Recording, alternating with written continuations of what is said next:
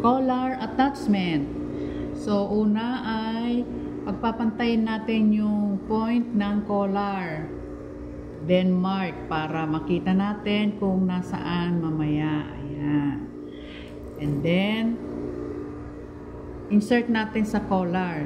Right side to right side. Ito yung right side ng collar. May pilon. Yan. And then, right side ng ito, body. May pilon. So, insert natin following the marking. Yan. Pin. Pin to secure. Hanggang doon sa may center.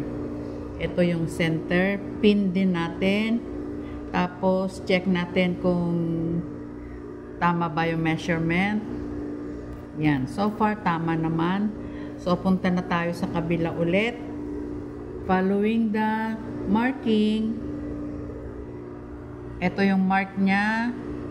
Tapos, dun sa mark din ng collar.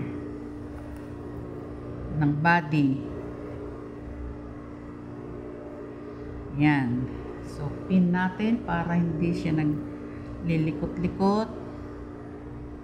Yan. Check natin yung kanyang size kung hindi ba, kung tama ba. O, ayan. Tama naman so far. And we don't need to make backing kasi lang natin na ganyan. Oh. Then, before the collar, iiwan natin yung body at saka yung collar, yun na isa.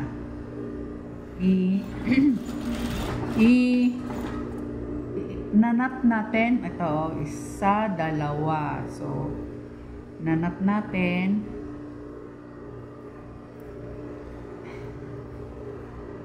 Yun. Tapos, iwan natin. Isa, dalawa. Ayan. Continue natin ngayon ang pagtahi dun sa dalawang natitira. Isang under collar at sa body.